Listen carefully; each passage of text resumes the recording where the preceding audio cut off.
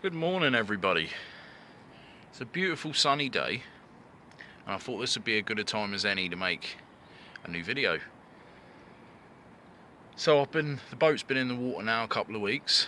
I've been out on it a good few times, took the daughter out and been out, well, 3 or 4 times I've been out on it, and it's all been great fun, loving it.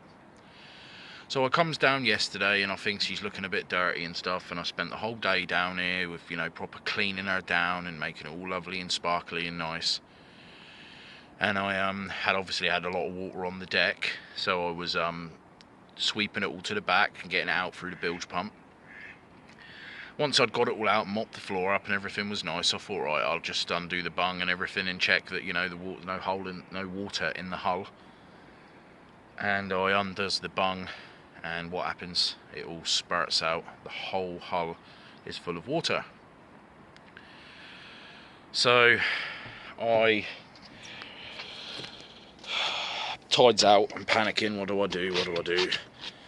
So I guess there's a mud skip down here where you can chuck it in the mud and you can so you can get to your boat. So I gets down there and I digs out all round the back of the boat because the boat is sunk right into the soft mud.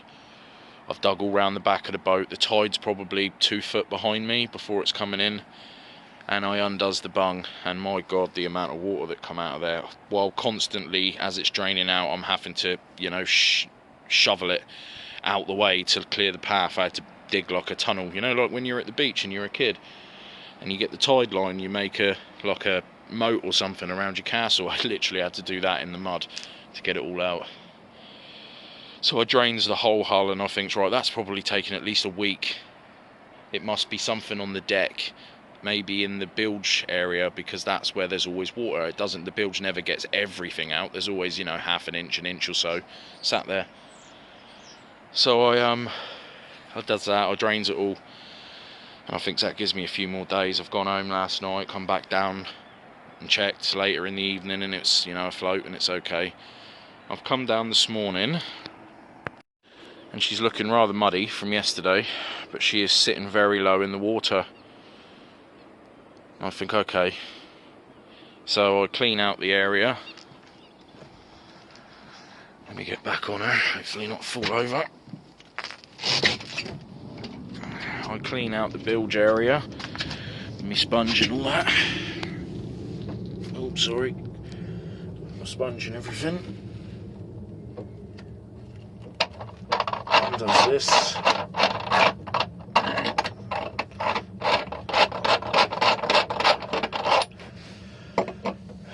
And lo and behold, she is full of water.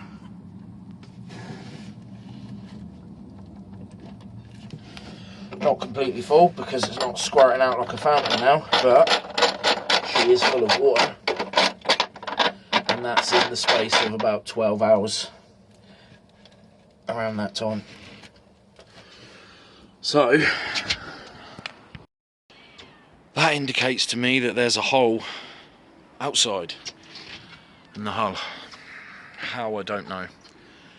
You know, as you've seen in all these videos, I've been over this boat 1,000 times, sanding, painting, cleaning, scraping, filling, repairing.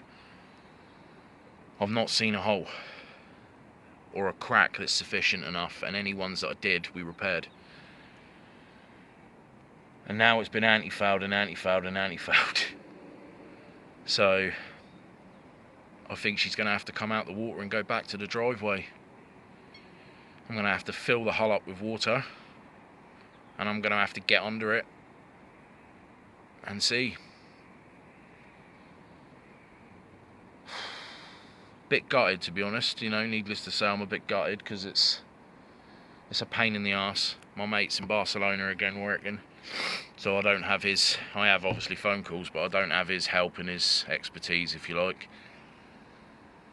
But I do have a couple of mates who could probably help out in a sense of getting her out the water, because I don't have a tow bar, so I think I'm going to drag her out the water today, if I can, as soon as I can, and get her home.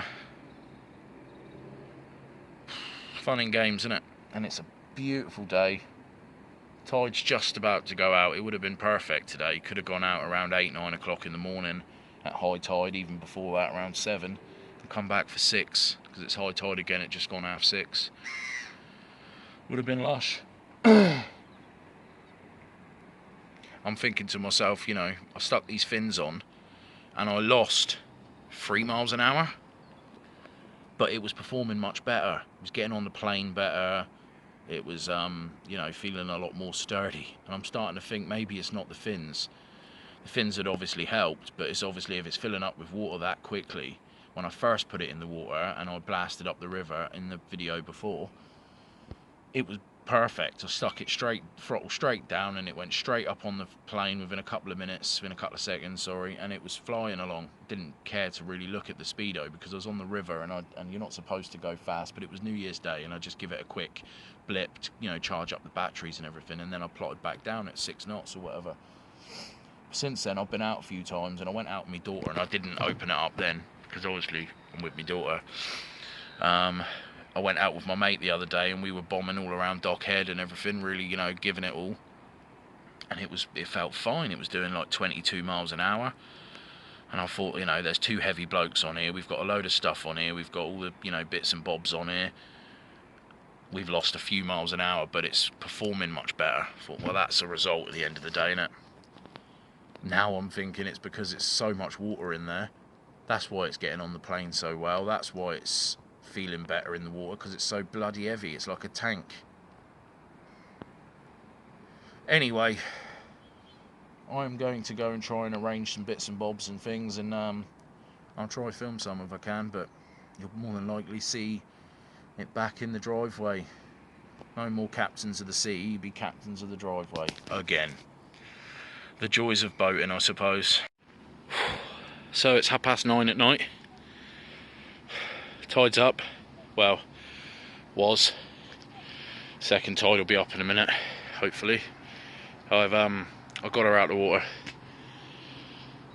An incredible amount of water was in it, considering I only dragged it today. You can see the mud line of where it's been sat, how deep it sunk into the mud.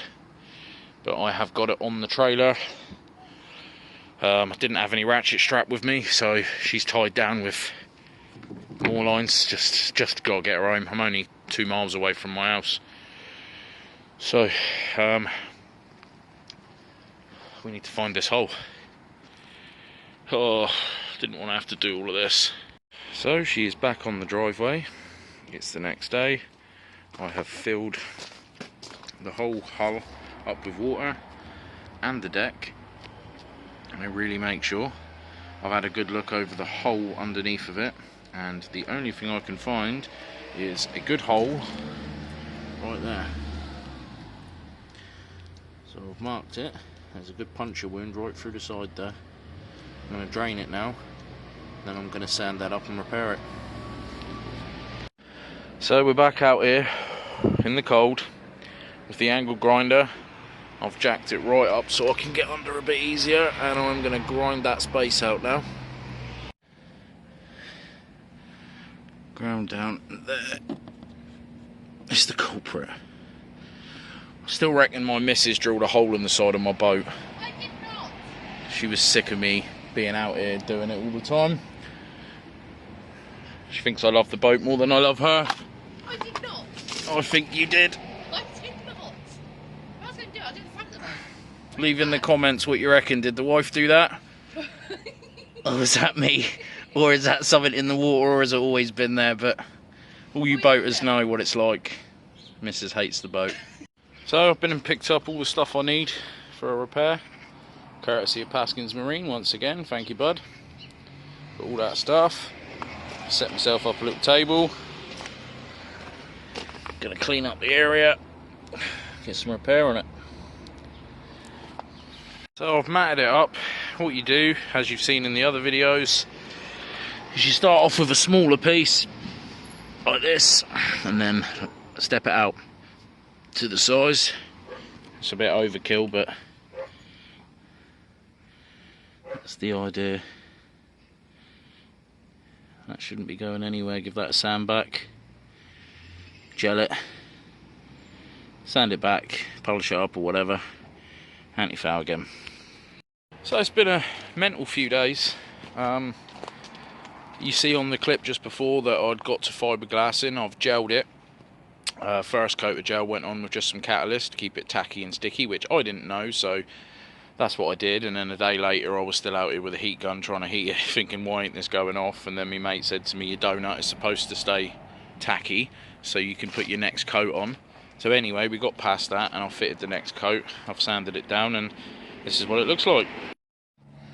Now that's just all blue and looks scratched and stuff because it's from the anti-foul all around it. I'm just about to acetone the boat down. But that is lovely and smooth. And that's Joe. So I've repaired the boat myself. Go me. Anyway, time to fill her back up with water and see if there's still a hole anywhere else. I really hope there isn't. As you can see, she is pretty damn full of water. And there is no leaks from what I can see. I've been all along, all underneath, crawled under there with a heat gun and everything and dried off any damp spots and then sat for 5 minutes and nothing comes out. And the repair looks fine and dandy. So yeah, pleased.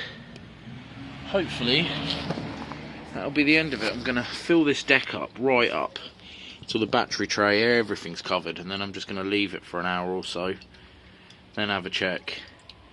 While it's all full, I'll give it a good clean down, because God, it needs it with all the mud. The thing is, I went down there and give it a real detailed clean, proper thorough clean, and then got in the mud and ended up with it caped all over the boat and everything else. But at least now I can give it a proper clean.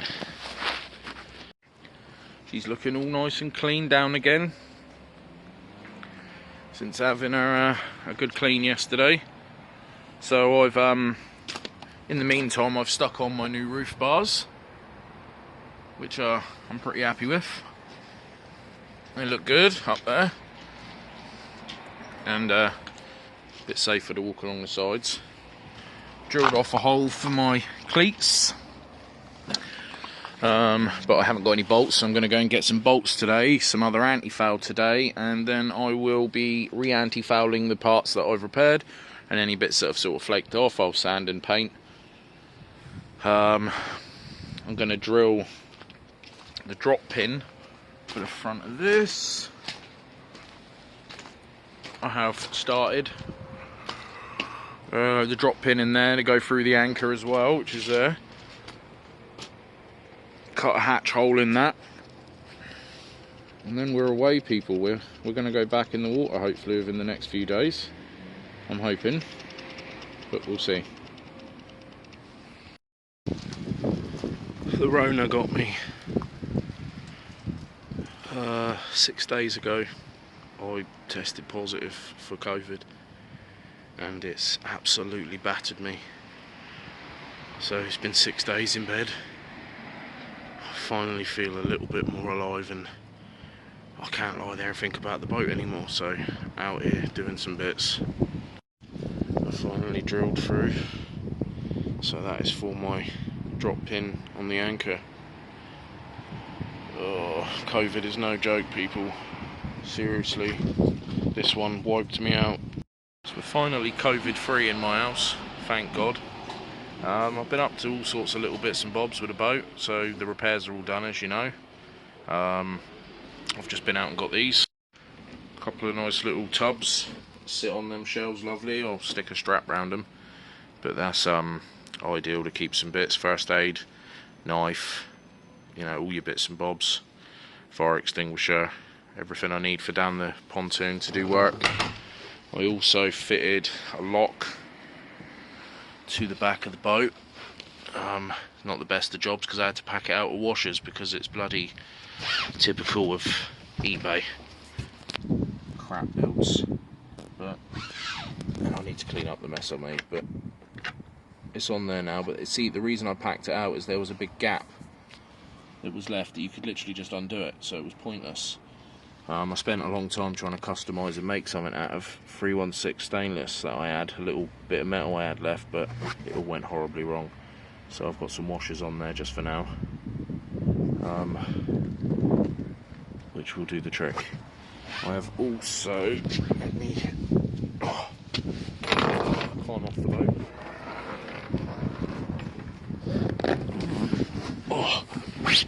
Stuck some the midship cleats on. I showed you the rails, didn't I? I've done the rails. I've also drilled right the way through that to put this drop pin through and the anchor, and I stuck a bit of PVC, not PVC, sorry, Perspex, whatever it is, that I bought on the front to stop it damaging my paintwork. And just as I was about to do it, you can see just there, I pushed it into that corner too hard and I split it, but oh well, I've stuck it down anyway because it's just going to get battered by the chain and the anchor, and I can pull it off and put another piece on whenever. That's all still needing sorting pretty much, but we're getting there. So I have been doing bits. I got a new Navionics card, so that's handy. Can now see all the good bits, where I'm going and everything else. Bought a new fuel tank. So I've got that one, but I mean I've bought another 20 litre fuel tank to sit in there, so I can fill that and fill this. And I'll have like 40-50 litres of fuel to take with me. Things are happening. I just want her back in the water now. It's doing my head in. But tides are all wrong, times are all wrong, appointments and everything else, and life. So people, this video has been a bit mental and all over the place because there's been corona and the boat had a hole and all the repairs, and the boat's actually been in the water for some time now. A few days, a week or so after I put the boat in the water, UK was hit by a massive storm, Storm Eunice I think it was called, and winds up to 100 mile an hour, and the tides obviously rised massively, but Pops went for it okay. I moored her up alright and kept checking on her and everything was all fine and dandy. But I did make a video of that, of me trying to go out just before it, and it was quite rough on my own, on like a solo mission. But anyway, yeah, all repairs went well, boat's back in the water. Sorry for the crap outro, just sort of didn't film, it was just manic and hectic and yeah, lots going on. But I have got lots of footage to come and lots of things to come out that I just haven't edited yet. So hope you enjoyed this video, and like and subscribe and all that jazz. Take care people.